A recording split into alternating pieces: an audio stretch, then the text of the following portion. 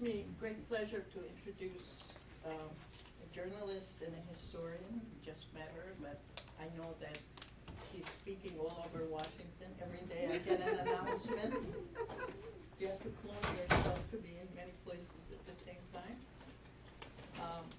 Historian Paola Caridi, I don't know if I pronounced it. Yes, Is you're that right, ma'am. All right.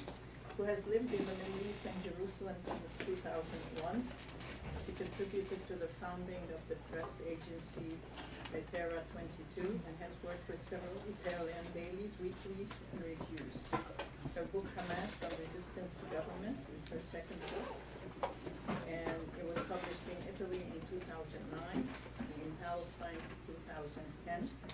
And she has a blog for those of you who are interested to keep up with her writing. And she writes also on Arab pop culture and politics. It's a great pleasure to meet you and to have you here. Thank you. Thank you. Thank you for the invitation, first of all. And sorry for my English, secondly.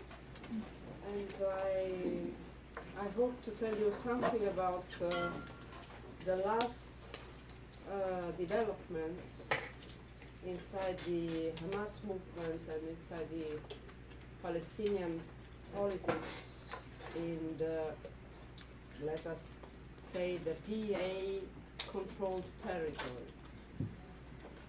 And I wish to start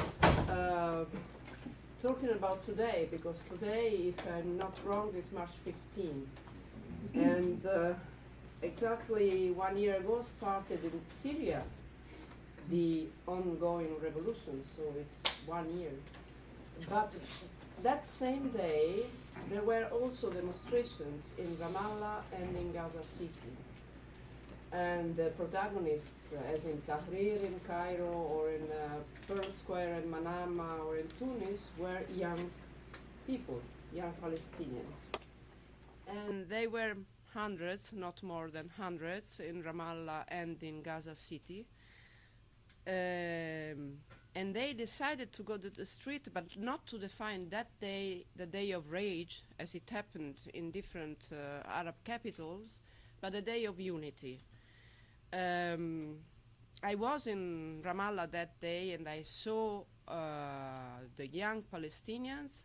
I saw also that Fatah tried to, in a way, to kidnap this kind of demonstration, as Hamas did in Gaza City.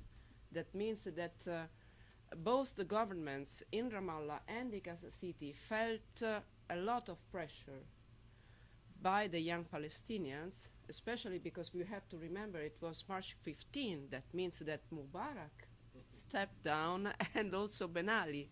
So they felt really worried that something like in Tunis or in Cairo could happen in Ramallah and in Gaza City. The Palestinian youth used also the same kind of slogans that unified the whole Arab squares. That means Ashab Yurid. In this, the people pretends, or the people wants, the people asks. They didn't ask, they didn't say Ashab Yurid Isqat al-Nizam. The people asked that the regime will fall, but they asked that Palestinians will be unified again. Of course, that means that the governments in Ramallah and in Gaza City will have to step down in order to have a unity, a reconciliation.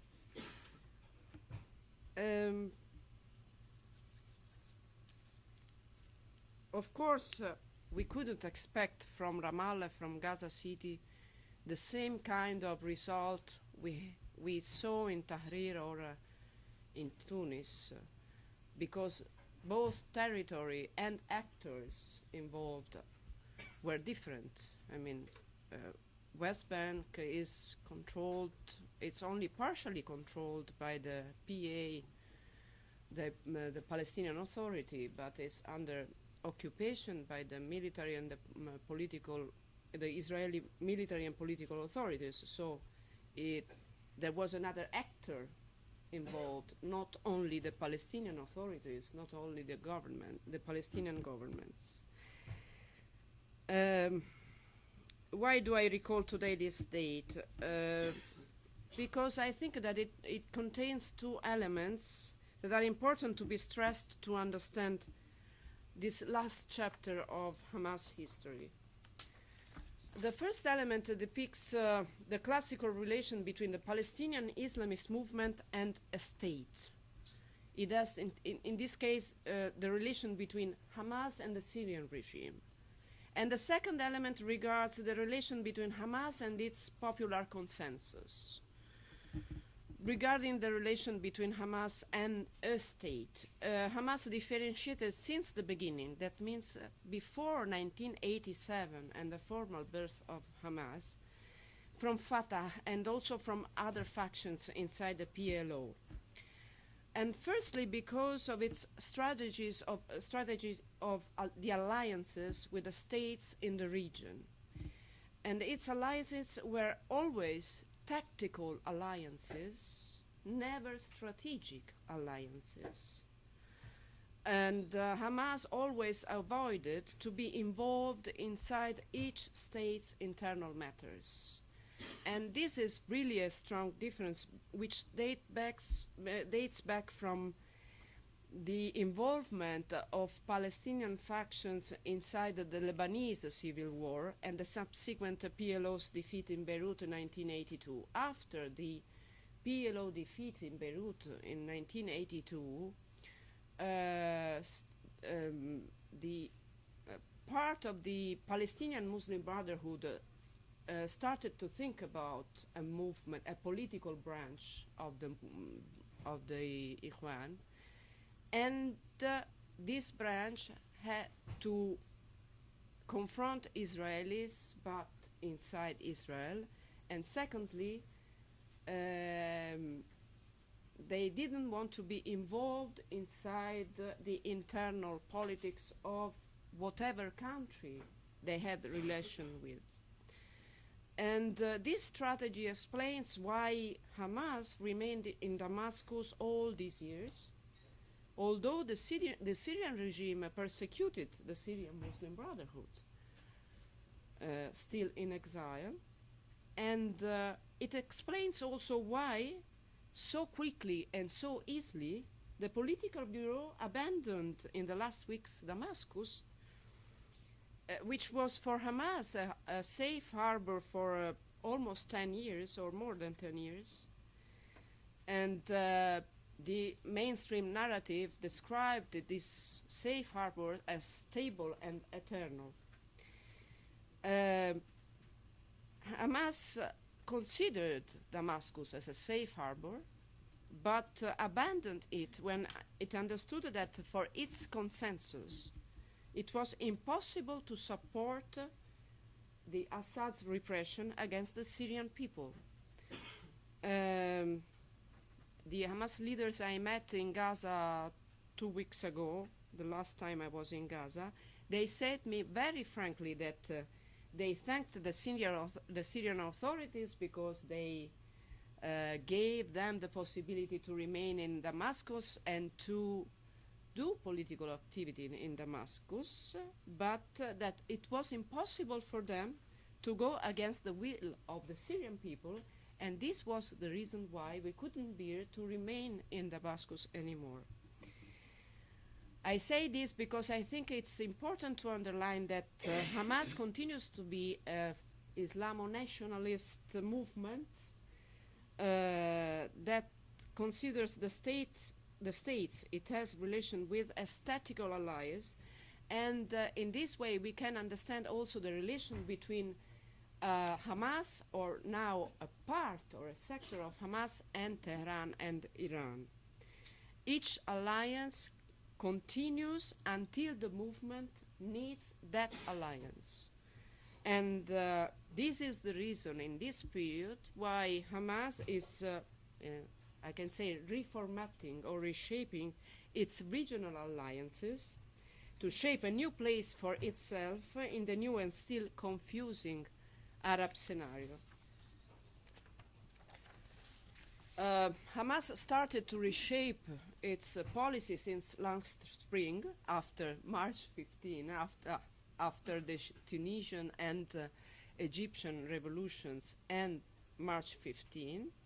And the first step was the reconciliation agreement on March 27th of April 2011, and signed in Cairo at the beginning of May, negotiated by the Egyptian intelligence in the post-Omar Suleiman era, so when not only Mubarak stepped back, but also Omar Suleiman was, at least in that moment, marginalized, and by the then Egyptian Minister for Foreign Affairs, Nabil El Arabi, who is now the Secretary General of the Arab League.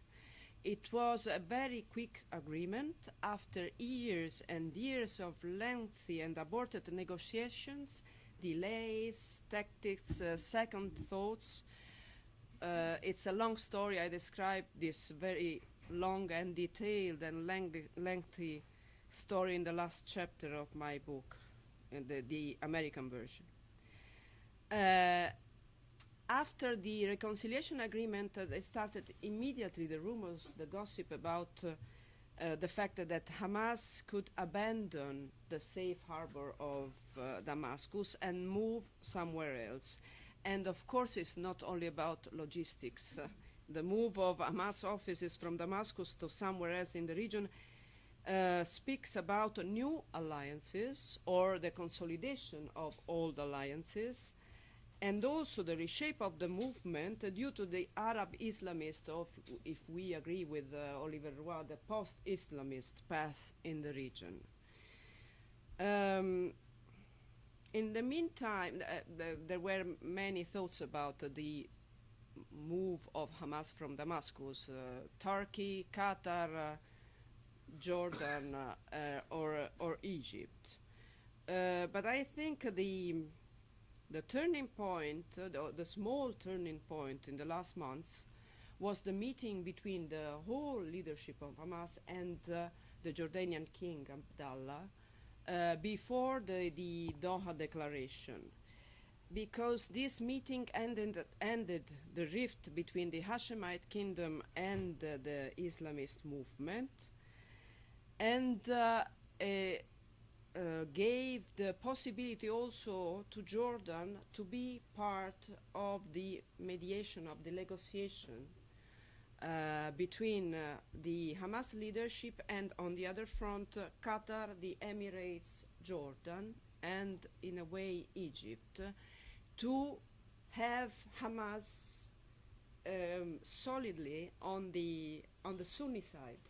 I mean, on the Gulf, on that region, starting from Jordan, the Gulf, and Egypt, and to let the Islamist movement be far away from Tehran.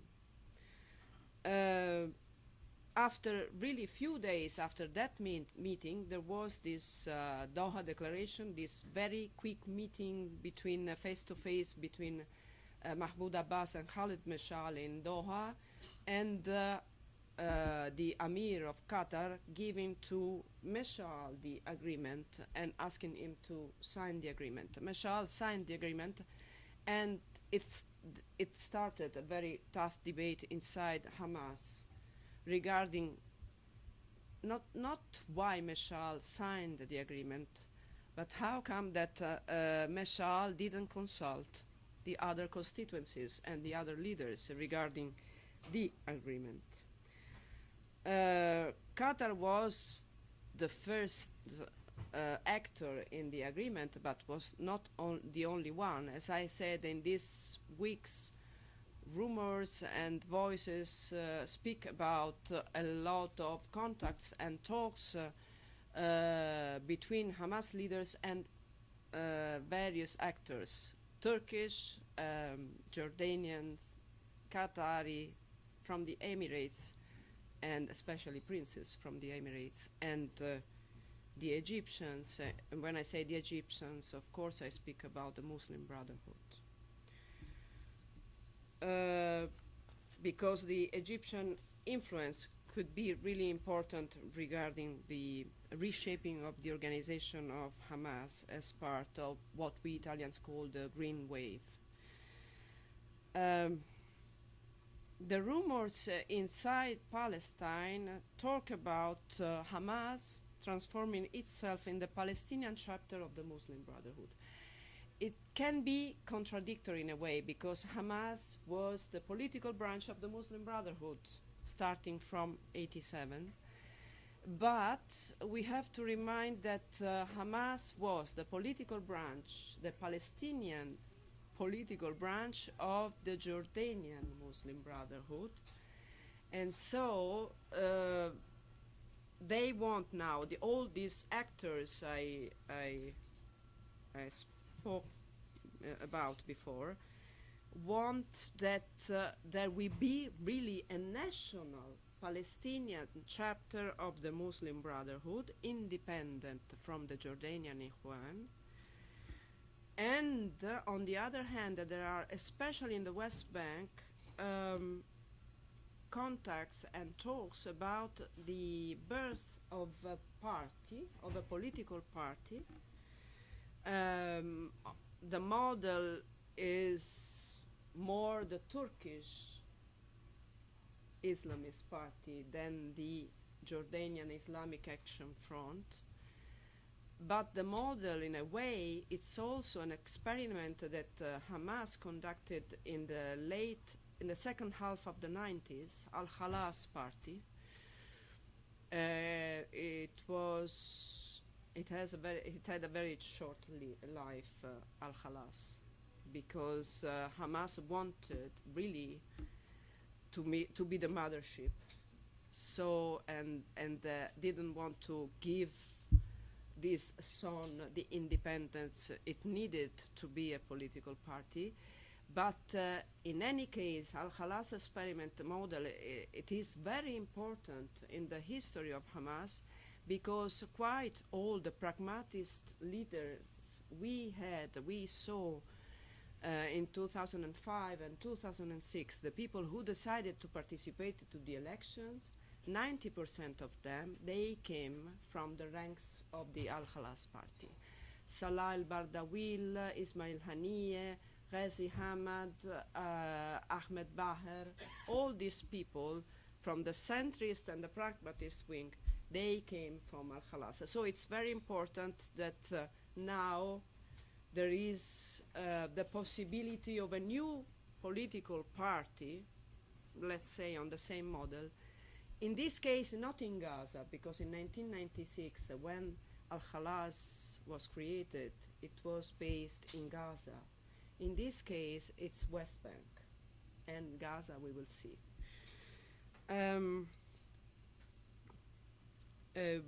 We saw, so we have the Palestinian chapter of the Muslim Brotherhood and the possibility of a political party. What about the leadership? What about, for example, Meshal or Abu Marzouk? We understand, I think this is my idea, I understand why Meshal said, I don't want to be a candidate again for the chairmanship of the political bureau, because I think, and these are the rumors here and there in Jerusalem and in Gaza, that he wants to be the Murshid al-Am of the Palestinian chapter of the Muslim Brotherhood. He wants to be the guide, the supreme guide of the Palestinian chapter of the Muslim Brotherhood. And for Abu Marzouk, again, that could be the role of the chairman of the political bureau, of the head of the political bureau, as he used to be before 97, 96, 97. He was arrested in 1995 by the American authorities, and then he was released. In the meantime, Meshal, his deputy, became the head of the political bureau. So probably he could be again the head of the political bureau due to his role, continuous role in these 20 years, which I consider the role of the strategist, the strategical mind of Hamas, and the man who negotiated the reconciliation in the last years, the man who is in Cairo now, and it has relations, ongoing relations since years with the Egyptian Muslim Brotherhood, the man who reorganized in 1989 the organization in Gaza after the wave of arrests done by the Israelis, and also the man who can have space of maneuver between the diaspora, the leadership outside, abroad, and Gaza, because Meshal has not good relations with some of the Hamas leaders in Gaza. Abu Marzouk has good relation and also trust, for example, with Zahara. Zahara has never had a very, let's say, strong relation with Meshal, but he trusts a lot Abu Marzouk. Probably he changed his mind in the last months, we don't know. I didn't meet Zahara recently, but I think that in any case, Abu Marzouk has more space than Meshal in Gaza. Of course, it's not an easy task to transform a movement like Hamas, especially after these last years in Palestine. Hamas has 4 constituencies, or at least had 4 constituencies. So apart from the Political Bureau and the Shura Council, Gaza, West Bank, prisons, and the diaspora, let us put it this way, these are the 4 constituencies. That means that the members of Hamas and the activists are involved, deeply involved in the decisional process. If there is a very strong decision, they discuss the issue, they vote, and the majority will decide which kind of decision they will follow, and the minority has to follow the decision. This is the reason they were, many of them, especially the old guard, were very angry with Meshal, because Meshal didn't rely on this decisional process to sign the Doha agreement. The answer of Meshal was, if my sources are good sources, that the constituencies decided to veto Salam Fayyad as the prime minister of a future national unity government. So they vetoed Fayyad, but they gave space for maneuvering and negotiating regarding other names. So Mahmoud Abbas was the other name. They answer back saying that they didn't say that it had to be Mahmoud Abbas, the prime minister, so he had to consult the movement. But so the 4 constituencies ruled Hamas for all the existence of Hamas. There were some events in the last years that changed the internal structure. First, that Hamas participated to the PA institutions and won the elections in 2006. Second, that it had to be the government of Palestine, of the PA government. Third, that there was the 2007 coup in Gaza, and that from that moment on, the Gaza Hamas constituency was also a government, controlled a territory, was and is a regime, and is the power, is bureaucracy. Hamas differentiates between government and movement, but it's a fact that the government and the movement in Gaza, we say in Latin or in Italian osmosis, they go one with each other, not every time, but often they go one with each other. So the constituency of Gaza is not anymore a constituency like the others, like the prisons or West Bank or abroad, because it is power. It means they want to be, preserve their power in the case of a national unity government or a reconciliation or a reunification. And this is, of course, the core issue regarding the Doha Declaration and the possible national unity government headed by Mahmoud Abbas. We say in Italian, the government of the president, because we have a parliamentary system, so a government of the president is the expression of the president and not the expression of the parliament. This is the problem for Hamas now, and I see also, but this is only my hypothesis, so it's, I guess that it is in this way. I think that, let's say from 2009, 2010, we are seeing probably a fifth constituency of Hamas, represented by the military wing.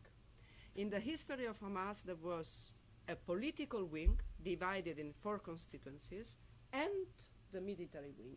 So the political wing gave the political decisions as a paper to the military wing, and the military wing operated, acted along with the decisions of the political wing. In these last years, I see, as an analyst based in Jerusalem, that the military wing is taking also political decisions. It is an actor in the political decisions, and one of the confirmations, I think the most important one, is the way Israel and Hamas agreed on the prisoners exchange. Ahmed Jabari, and the fact that Ahmed Jabari, we suppose he is the head of the military wing, went back and forth from Gaza to Cairo, indicates that the military wing was part of the political decision, was not only the, let's say, the policeman who had Gilad Shalit in the jail, but it decided the way the prisoners exchange could be solved, and the agreement that Hamas and Israel signed. Why I speak about the military wing? Because of course, if we think about the future of Hamas and how Hamas will reshape itself as part of the Green Wave, we have also to consider the role of the military wing and the role of the Gaza constituency in the balance of power in the internal structure of Hamas. If I have to forecast, but really it's impossible to forecast in the Middle East, so let us say that I will try. I think that Mashal will reach the point. Will put Hamas in the green wave. Hamas picture of the Islamist movement, Arab Islamist movement after the Arab revolutions. I think that Abu Marzouk is a partner in this game. So Mashal and Abu Marzouk, I don't think that they are so distant, so far from each other, although Abu Marzouk didn't go to Doha, and somebody said that there were disagreements between Mashal and Abu Marzouk because Mashal didn't say to Abu Marzouk that he was going to sign the agreement. I think that when there are negotiations, one of the two partners have to have to step back and have a different behavior, to have a room to deal with the other part of the people involved in the negotiations. Of course, I didn't speak about Israel, that is one of the actors of the game, but I think that it is important sometimes to focus on one of the actors, in this case the Hamas Islamist movement, to not to have our eyes confused by a lot of actors and also a lot of fog around the issue. And this is the reason I think we have to focus on Hamas and not to put all the things together, and to put also Israel in the picture, because otherwise we don't see, and we didn't see in the last years, what really happened inside Hamas. And because we didn't see as Westerners, I think we did a lot of mistakes, and the first one was to isolate Hamas after the 2006 success in the elections, in the political elections, because also we didn't know what Hamas was as a movement, and which were also how Hamas decided to change itself in 2005, 2006, when there was the turning point and the participation to the elections. And I thank you very much. Thank you.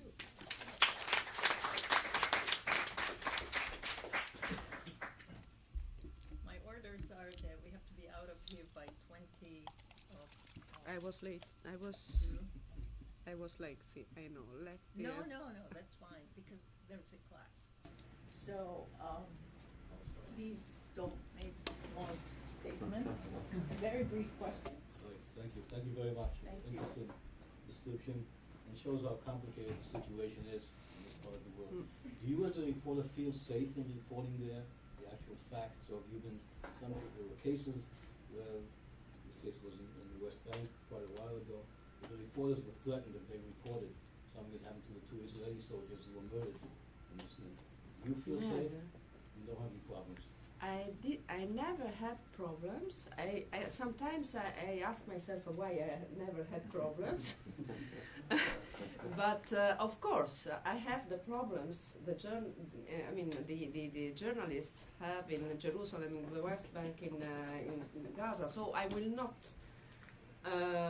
overestimate the problems I have, or the fact that I have to pass through Eretz crossing point, or to pass through the checkpoints, as I pass through the checkpoints the Palestinians do. So I don't want to overestimate the problems we have. Of course, and we were speaking about this before, this kind of job in this kind of territory, in this kind of in this part of the world, is not easy if you have heart and mind and the stomach and all organs. But it's I was really impressed also by the fact, as a woman, that I could write a book on Hamas without experiencing any problem with Hamas when I interviewed the activists, the Palestinians who voted Hamas, but they were not part of Hamas, or the leaders. I put the veil on only once or twice, when I met Mahmoud Zahar, and only to be beside my interpreter, who was a woman, and she put the veil. And I considered respectful to her to put the veil like her. But I met chefs and leaders, and with some I shake my hand, with some not. But I felt a lot, I have to say, I felt strangely or paradoxically, I don't know, a lot of respect until now. And they knew for sure that I am a journalist and an historian, so I wrote a book on Hamas. I didn't write a book of Hamas. So it's Can you talk about the relationship between Hamas and the Jihad Islamic, the Islamic Jihad, and the Popular Resistance Committee because of the killing of Zuhair Qassis a couple weeks ago, or last week, and how Hamas managed to basically force the Jihad to accept the peace with Israel, a ceasefire? But I think they didn't manage, they didn't have a lot of problems to convince the Islamic Jihad to reach the ceasefire. For example, during the raids, the Israeli raids on Gaza, after the killing of al-Qaisi, Mesha'al, Mahmoud Abbas, and Ramadan Shallah, they spoke with each other. So the head of the Islamic Jihad talked with Abbas and with Mesha'al, and they agreed that they didn't want an escalation inside Gaza. The three of them, not only the two of them, but the three of them. We have to consider that the Jihad Islami lives in a very particular period. We are witnessing a different, the use of different tools, resistance tools in the West Bank that are non-violent.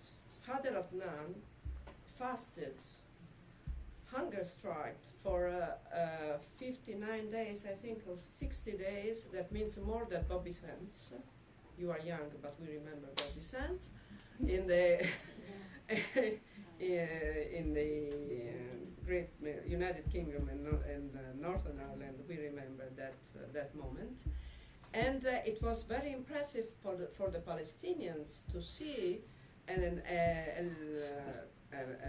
activist or militant of an activist of the Jihad Islami fasting, using non-violent tools to confront the administrative detention, the Israeli administrative detention. And while we are speaking, there is another activist of the Jihad Islami who is fasting, and in his case is a female, Hannah Shalabi. So the answer, I was in Gaza that day when they reached the agreement on Khader Adnan, and the sources told me that the Jihad Islami were very worried about the fact that Khader Adnan could die, because in that case they had to escalate. And they didn't want to escalate in violent terms, because as the Second Intifada taught them and also us as observers, you can start an intifada. You don't know where the intifada will go. If you start the intifada as the Second Intifada started.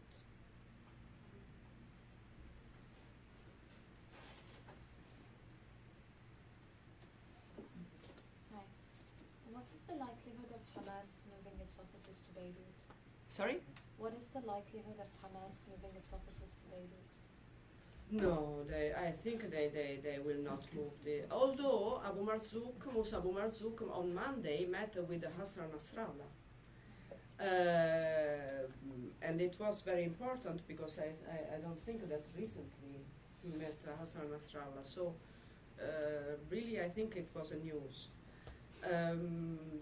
They have good relations with, Hamas with Hezbollah, they have good relations, but I don't think that they can move the headquarters to Beirut, because in that case it's not the office, the Hamas or the Lebanese office of Hamas in Beirut, in the safe haven of South Beirut, controlled by Hezbollah. The headquarters will have to be in Beirut, with a very, complicated and complex situation in Lebanon. So the balance of power inside Lebanon will be affected by the presence of the headquarters. I interviewed Osama Hamdan, and I think it was one of the most important interviews in the book, because it was a very, very long interview, hours and hours and hours and hours, and I was I think, very, very lucky, because it was an interesting interview for the analysis of Hamas as a movement. Sorry. But I don't think that they will move there. I think they will continue, part in Egypt, part in Doha, part in Jordan, but without doing any political activity, part in Gaza. Some of them, they came back to Gaza, but I don't think that they will put the headquarters in Gaza, because from a security point of view, they can't, because Gaza is still encircled, so they can't be inside the Palestinian territory. They have to be abroad. Just a quick parenthetically before I make this point, it's interesting that both Marzouk and Ramadan Abdullah lived in the States around the same time. Not that, relatively speaking, not that long ago. Barghouti has on a number of occasions publicly stated that he feels that the new wave or approach that the Palestinians should be through nonviolent. Mustafa Barghouti. We are speaking about Mustafa Yeah. Barghouti. How significant a player do you think he is when he advocates that kind of position in terms of influencing anyone other than making public statements? Mustafa Barghouti is a very smart politician and very intelligent, but unfortunately he influences us as observers, as Westerners. I interviewed him because he was the mediator of the National Unity Government before the Mecca Agreement. So the Mecca Agreement was really the copy of the agreement that Mustafa Barghouti reached. So he's intelligent and they trust him, but he has not popular consensus in the West Bank. And when we speak about non-violent means, I think that there are other actors like the BDS campaign, or like the local communities, which have more as a model the first Intifada way of confronting the Israelis. Bilin, Elin, all the small villages in the West Bank that are confronting the Israelis regarding the wall, regarding the settlements, etc. The BDS campaign has a very strong impact abroad, in the UK and in the US. I think it serves the Palestinian politics, because when we speak about the Palestinian politics, we think about the old elite, but we have also to understand what is happening among the youth, because we see that the youth were the protagonists of the Arab revolutions. So the youth, they know that there is a non-violent resistance, that there are not violent tools, and they are part of the picture, which is complex because there is also a geographical divide now, a very strong divide between West Bank and Gaza and East Jerusalem, because we don't have to forget East Jerusalem. And for them, in a fragmented situation, it's very difficult to understand how they could use the non-violent tools. But I have to say that it's very interesting to follow what they say or the documents the youth is giving publicly. For example, before the 15th of March, they are really like the Tahrir youth or the Bahraini or the Tunisian, because they speak about rights. So their glue in this fragmented situation is rights, like the others. And they speak also about a transboundary identity, which, I mean, we can consider a step back. So before Oslo, before the two-state solution, but it's very interesting because they speak about a Palestinian identity which is based on the defense of their rights, and which put together not only, as we saw before, West Bank, Gaza, East Jerusalem, and the refugees, but also the Palestinians with an Israeli citizenship. They consider them part of the game. And this is very interesting.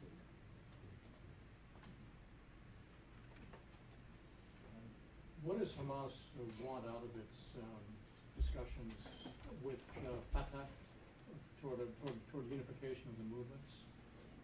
The discussion of Hamas with Fatah. Fatah, what does Hamas want out of that, and what do you think the prospects of these discussions? I think the core issue in the discussion with Hamas is the PLO reform. Very straight. I'm very straight on this case. I think that the problem is the sharing power. From the beginning, the problem was sharing power. We thought, everybody of us thought that with the 2006 election and the death of Arafat and the killing of Sheikh Ahmed Yassin, a new elite will emerge and will be together sharing institutions and power. It was not the case, but it is still the core issue. And when we think about sharing power, it's not only the PA, it's the PLO. And from the Cairo Declaration of March 2005, Hamas signed that agreement because it spoke about not only elections and participation to the elections, but spoke about a reformed PLO, quoting, in which Hamas would have a representation. Because with Arafat, Hamas discussed about entering the PLO. Arafat wanted to give Hamas very few seats, and Hamas refused. They, every time from 2005 till now, they are speaking about a representation inside the PLO, and there is also in the agreements in the last year, from the Cairo agreement of 2011 till now. And this is the reason the three elections they want to do are the presidential elections, the PLC elections, that means the parliament inside the PA, and the PNC. And I think the PNC is the most important one because it's the PLO parliament. Some rumors think also that Mashal wants to be the speaker of the PNC. And this could be interesting. Of course, when we speak about the PLO, we speak about peace process, agreements, and so on. And we speak about refugees. I have to say that one of the demands, one of the requests of the youth, of the Palestinian youth, is the PNC. Not because the youth is, in its majority, is with Hamas, but because they think at a whole Palestinian identity. So in the whole Palestinian identity and representation, there is, of course, the PNC.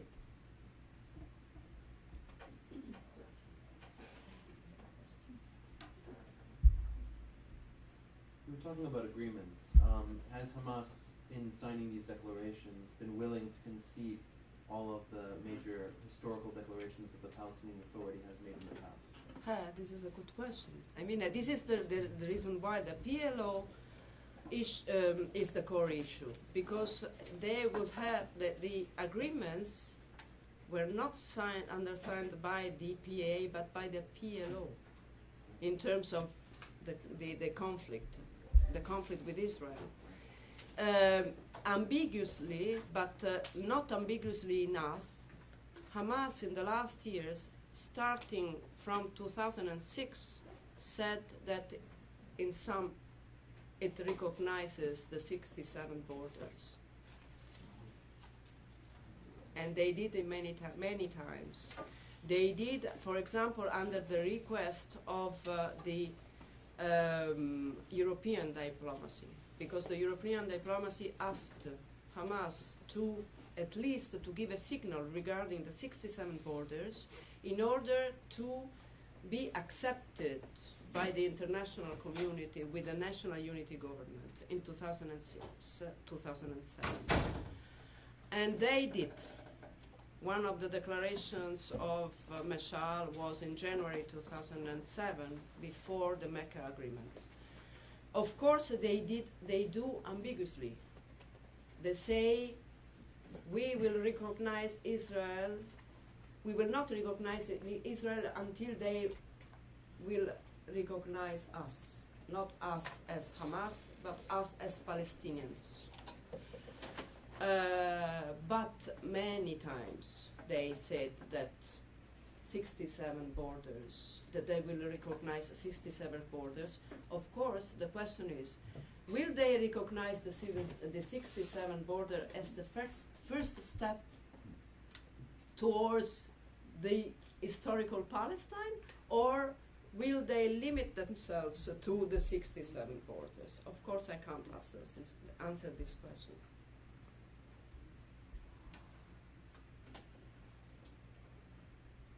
Go ahead. Could you comment for a moment about the economic situation? We see a mixed bag in Gaza. People don't have enough food, and we see elaborate malls like Tyson's Corner over here. People living in beautiful apartments on the beach. Where in Gaza? Gaza. So the question is, Ma, I didn't see this wonderful apartment in Gaza. No, I mean, there's a contradictory situation inside Gaza. That means that, for example, the first thing I noticed 2 weeks ago is that people in Gaza City, not in the refugee camps, so we're speaking about Gaza City, wear better dresses. And the dresses were washed. And this is important because water is an issue in Gaza. Although in those days there was really a problem with water and with electricity. People told me that everybody now is working in Gaza. And I saw public works, I saw streets, they are doing streets, they are renovating the buildings from the Operation Kaslet, destroyed or partially destroyed by the Operation Kaslet, through the Operation Kaslet. And why? Because they told me that they have the Arab investments, Arab international aid coming in. The government gives the money to the private sector. And the private sector hires, of course, workers. So probably they don't earn so much money, but they can live. And of course, there's also the black market. I mean, Gaza is really a strange place where everything seems normal, but it's not normal. So there are taxes on the black market because Hamas has to have money. So Hamas put taxes on the black market through the tunnels in Rafah. And from the tunnels in Rafah, you will have all cows, sheep, motorcycles, and all the stuff. There are the military tunnels and the civil tunnels. So you will have also diapers and food and all the things for living. There are some good new coffee shops, I have to say, in Gaza. But they are the coffee shops where the, let's say, the very small entrepreneurial bourgeoisie come and sip a coffee. But it's not for the refugee camps, it's not for the normal people in Gaza. And in Gaza, we have to remember that there is 1.5 million people in 40 kilometers per 10. So there are not luxurious apartments. And the other thing is that why also the people voted for Hamas in 2006 and not for Fatah. Because in Ramallah we will see a lot of villas of some leaders of some factions, or not of the factions. The Hamas leaders, they continue to live in the places where they used to live before. And the activists I spoke with, they consider that I mean, their consensus and their popularity is really linked to the fact that they remain there, that they remain in their apartments and they will not build the villas. The Hamas people, they know their consensus. So I don't think that they will, probably some of them, they live better than before.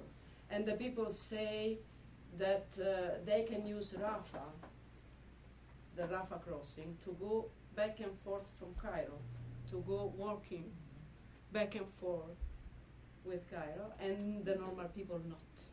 What about the Khan depot in Israel? The? Khan depot. And no, they use Kerem Shalom. They use Kerem Shalom. In the last days, they opened a bit Kerem Shalom. But the question is if Rafah will open or not for all the people, or only if you have a visa, a Chinese visa or a Western visa, and you go for studying abroad. And this is really, it's not too much for the